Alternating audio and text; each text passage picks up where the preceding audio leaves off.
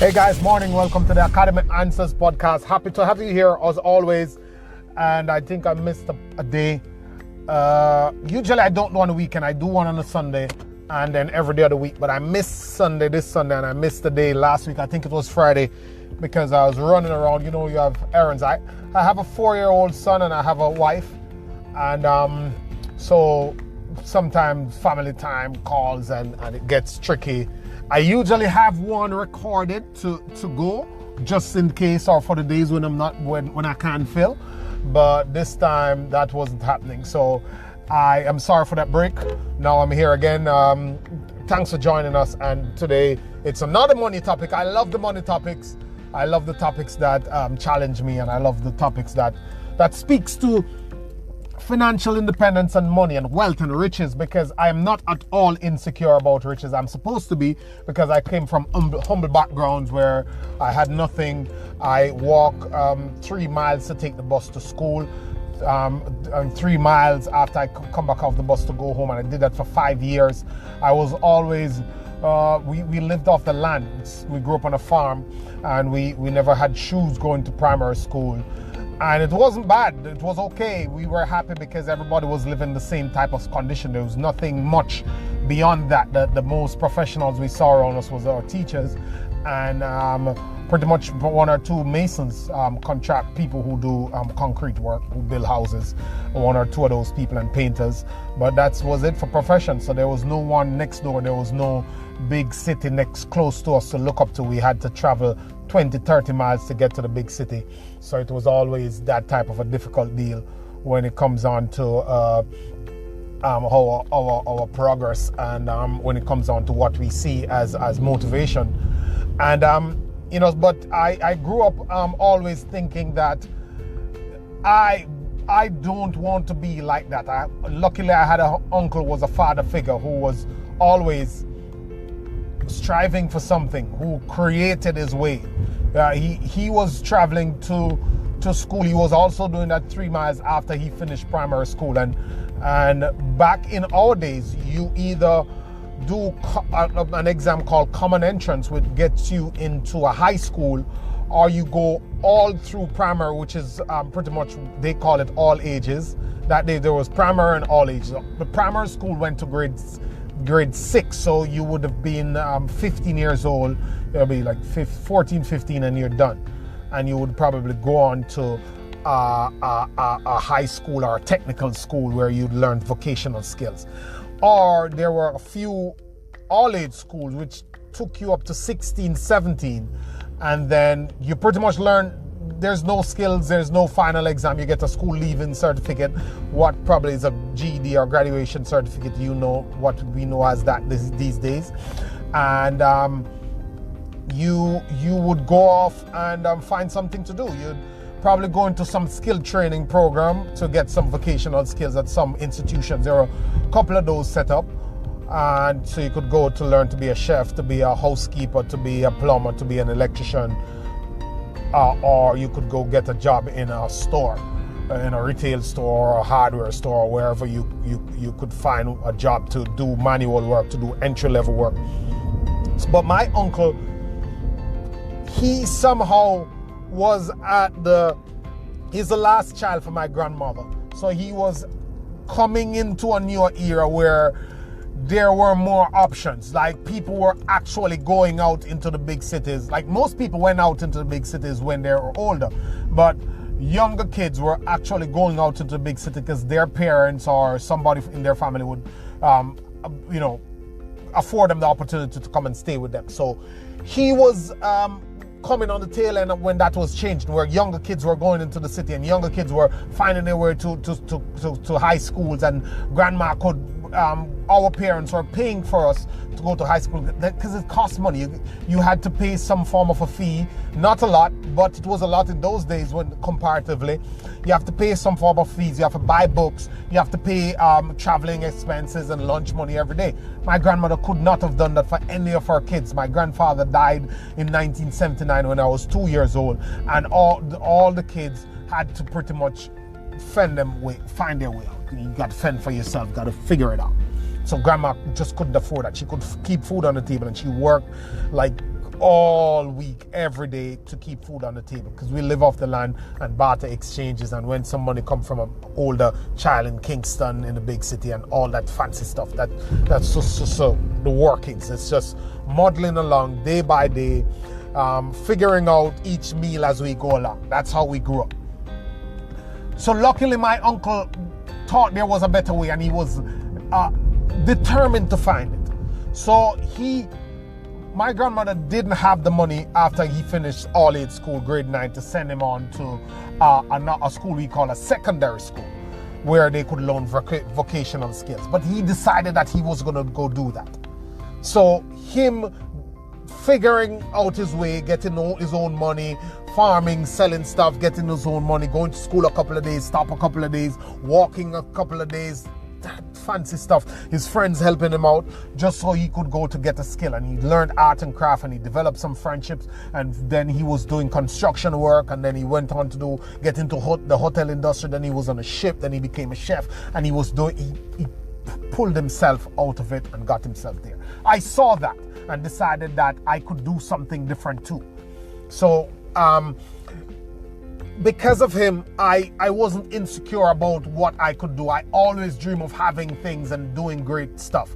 Once I wanted to be a boxer, I want to be like Mike Tyson, then I want to be like Wesley Snipes, I want to do movies. I was dreaming big all the time because I had high standards for my life, and I want more out of my life. So mushrooming out of that desire for more, I think, is my comfort and my lack of insecurity about money. So I love to talk about money, and that leads me to the topic today. Someone asks, why is it that people who seem to be smart, who have teams and make it to huge levels of success, go broke? And it's just a really powerful question. You know, like we can always say, oh, they didn't have the financial independence, or the financial education, or they spend too much, or they do this too much, or they blah blah blah blah blah blah blah blah blah. You know, that's easy to say when you're not in the position, when you don't know what is actually going on there. But there are a lot of things that goes into it, and today I'll cover four of the things why people go broke. And I heard Ed Milet put it this way, is that your mindset and your belief systems set the thermostat on your life. So if you set the thermostat to 70 in a room, when the room gets to 70 degrees, the instrument trips out, the thermostat kicks out the air conditioning, and as long as the room is at 70, it will not come back on. If the room goes up to 80, it will come back on and bring it back to 70 again. If the room goes down to 65, it will come back on and bring it back up to 70 again, because the thermostat is set. That's the same thing with your life, and that's the same thing with money. Your belief systems and your knowledge of money will determine your level of wealth. If they give you $10 million, as Zig Ziglar always say, if you give him $1 million, you have to turn around and show him how to be a millionaire. Outside of that, if you don't do that, he'll lose the $1 million, and he's likely to lose himself also. Because money is powerful. Money is a multiplier. It makes you more of what you are. You're able to do more. If you are a stupid person, money then just make you more stupid. If you're careless, if you're destructive, money just amplifies your ability to be who you are. So most people have the thermostat set at a certain level of money and a certain level of life and a certain level of wealth because they don't understand money. That's the first point. Most people don't understand money. And because of that, they lose it so quickly. They don't understand that money is a currency. If you save it, you won't have the same amount. If you spend it, you won't have the same amount. The most enlightened or intelligent thing you can do about money is to use it to create a system to maintain itself. The most enlightened thing and the most intelligent thing you can do with money is to use it to create a system to maintain itself. So let's say you like you like cars, and you want to sell cars, for example, and you have $10 million. Now, the best thing to do is to use that $10 million to first understand the car business in depth, or get people around you who understand it, while you're educating yourself to have your own spin and handle on it. And next thing is to set up that car business with systems, selling systems, business systems, and every other procedures and systems that will make it run properly, like a modern, successful, fully productive business. If you use your money to do that, whatever portion of that $10 million you use will sustain that portion at some point in time, as long as you carefully plan it out and it runs right, and you do your market research and know what you're doing, or learn what to do.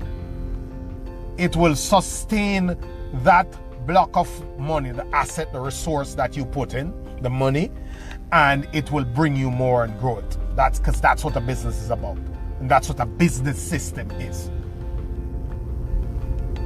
That's the most intelligent thing you can do with money. A carefully planned out, not saying, yeah, I get this $10 million, I needed a house, my mother needed a house, my brother needed a house, I need some clothes, this guy's calling me about some stuff that he needs, I have $10 million, let's just buy that, that looks good, let's have it. That's willy-nilly, that's harem-scarum, that's all over the place. You will lose your money in the drop of a hat. Oh, I've always wanted this, and somebody tell you that's just a new thing, or I like that new thing. Because understand that there's no shortage of things to stimulate you. And there's this concept that all human beings have in them known as hedonistic adaptation. The minute you get one thing, you will almost immediately get used to it and want something at a higher standard, or want 3 more. That's why some people have 13, 25, 50 cars. And they say they're car fanatics, because logic has entirely left them, and they're now on emotions. Oh, this is what I love, I gotta get these things. They can't enjoy it, they're just seeing them. And initially, if you love it and you love to use it, you love to apply it, you love to do things with it. But you can't do things with all these things all the time. Or if you do one thing with one car, that's what you do with all the cars. And that's just my innocent analysis from not being a car fanatic or a car lover. But that's what money is. That's the most intelligent thing you can do with money. First. That's a mistake. First mistake most people make. They don't have a business system that is going to sustain and grow this money. And you must grow money. It's a currency. If you leave it there, it will lose its value. So either way you lose it, unless it is backed, or unless it's invested, or unless it's been fueled and maintained by a business system. That's the first thing. So most people don't understand what money is, so they never apply a business system to take care and take charge of the money, which comes under the umbrella of making money, keeping money, and growing money. There's no system in place for that, so they lose it, or the system they have in place is broken. It's not being reviewed, it's not intelligent, it doesn't have the right moving parts, it doesn't adopt, it doesn't change, it's not checking the pulse, it's not doing this due diligence, it's not moving with the times, and things just get out of whack and it's done. The second thing is that they are consumers. That gets all of us. We consume too much. People with a little bit of money want to buy the most things. They have rich wish lists, and they have small bank accounts. So what they do, they keep buying, and they're trapped in a cycle of buying because they have a consumer mindset. They're not thinking about producing, they're thinking about spending. What can I buy next week? You will hardly hear anybody saying that next week pay, I can't wait to do this overtime, or I can't wait to get next week pay because I'm going to take $100 from it to put here, and it's going to make my balance over here $7,150, and will be just $900 away from buying the course that I need to buy to launch my business, or getting the mentorship, or doing the mentorship, or doing the course, or buying the piece of equipment. You hardly hear that. You don't hear that among certain class people, the middle class and the lower class. They don't speak that way. You don't hear that from them. You don't hear that from them because they're not producers, they're consumers. And what they do with money is they buy. They're stimulated by their external environment, and because they don't have a plan, they get pulled into other people's plan for their money. So it's a business guy who's in his office who's saying, I need to drive 50,000 people to my store, or to my website, or to my service every single day, and of that I will convert 5% of that and I'll make X amount of money. This is the targeting. This is my Facebook ad pixel has showed me that they're a 45-year-old male and they work a job and they get $45,000 a year and they spend X on this and they've spent on that before. This is my ideal target customer. I'm going to target him with this ad when he opens his Facebook at lunchtime, 2 o'clock. He's going to see this thing. He's going to click for it. He's going to want the free gift, so he's going to take the free gift. When he gets the free gift, I'm going to add him to my email list, and I'm going to send him emails every day for 5 days, and I will convert him. And that's how they have a plan for your money and you don't have a plan for your money. Because if you had a plan for your money, it doesn't matter what he's sending to you. You'd know that I cannot afford to do this because I had planned to do this, and this is more important. That's the second thing. The third thing is that people lose money because they lack the financial foundation. The way they were raised, the way they were born, their upbringing is more about consuming than it is about producing. So everybody in their families, everybody was just spending stuff, buying this, doing that, not sure what to do with money, spending like crazy, no thought of building success, and they were conditioned into that. They see everybody go to work and nobody's doing a business. Mom is saying, oh, I don't know how we're going to survive. Oh, you can't spend that. Oh, keep the coupons. And then they're in this money panic that gets them so insecure about money, and they think that they can't have money, or they shouldn't be rich, or rich is a bad thing, or it's only reserved for some people, and that keeps them poor. Because every time, even when you give them $10 million, they're still in that mindset. So they're hoarding and they're holding on to, and they've never actually get to the point where they open up and get into the flow and actually apply money as a currency. They miss that entirely, and as a result, they cannot stay rich because they have a scarcity mindset and they're holding on to every single dollar, and it's not panning out for them because they cannot get to a point where they can grow money to have real money. So they end up with a couple of dollars and think it's a lot of money, and some shock come and it's gone because they have never really realized how much they need. Because remember this, any money that you have in your mind that you need probably 10 times that amount. It's not going to be enough. There is something that you're not thinking about that's going to happen, and it's going to wipe you out. So don't ever feel like, oh, I have enough, I'm good. No.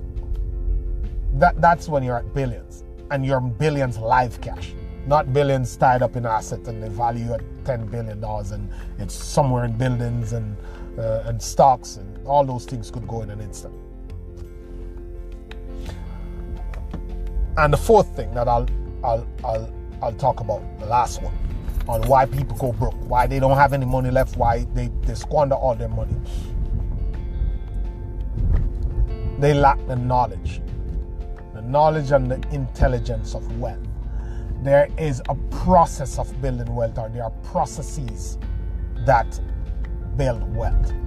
That's kind of connected to having business systems that can sustain the whole money, your economy for you, your own personal economy. You have to have the knowledge and skills, mathematics, accounting. You must understand when your accountant gives you your profit and loss and shows you that last 3 years you've been trending down, and you have nothing in assets or investments that's going to bring you up, and your expenses are going up, or your expenses are holding constants, and your revenue, your bottom line, your net profit is diminishing year after year after year. If you lack that skill set or that aptitude or that mindset to grasp that, 5-6 years down the road, after 3 good years, you will realize that you're in real problems, because you cannot identify the trend, things trending in the negative direction, and you cannot get a hold of what's happening in front of you, even though it's on the table, and decide to change it. So the guy says, oh, last year you make $5,000, $50,000. You spend 35, you have 15, and this year you're making 45. You spend 35, you have 10. And the other year you're making 30, you spend 35, you owe 5. They're on your credit cards and they're the bank loan or whatever. You have to understand these things and have the aptitude to say, okay, how do we do this? So you have to have the skill set and the mindset to take a hold and take in charge of what's happening in your finances. Most people just leave it. The average American spend more time choosing what they're going to wear than they do spend on their finances, planning their finances, looking at their money. So people stumble into what happened. They spend all week, and on the weekend they're like, oh, I'm short on my rent. And they spend all month, and then they say, oh, we can't pay that bill, let's pay it next month, or let's make half payment. They never stop to realize that, no, I shouldn't have bought that this week. I could have bought it next week and spare myself the interest rate or the late payment on this, because I can wait a week anyway. They don't do that. They stumble upon their expenses, they stumble upon their obligations and never have a plan. They don't know when these bills are due. They don't know how to pay them. They don't know what to do. Lost in their finances. If you're lost in your finances, it's a losing game. You cannot become rich, and if you are rich, you will go broke. You have to have a plan. You have to know. You have to have the information. You have to have the skills and aptitude to figure it out, to have it as something serious, as something that is important. And that's how you get to that's how you avoid going broke after you make money. And that is because people do these things, these 4 things, why they go broke. They don't understand their money. They don't have business systems to maintain their money. They are consumers. They were brought up in a certain financial mindset, and they never stepped away from it, and they lack the skills and the knowledge to run their own personal economy. They don't spend the time, they don't have the aptitude. Thanks guys for listening. This went on a little long. It's okay, fine. These podcasts should actually be 45 minutes or more, but we'll get to longer podcasts where we bring guests and we explore more issues deeper so we can help you. Message me with your question, Loan Motivator Car on Instagram, Loan Motivator Car on Facebook, and you can find me on email list, loanmotivatorcar@gmail.com. Thank you.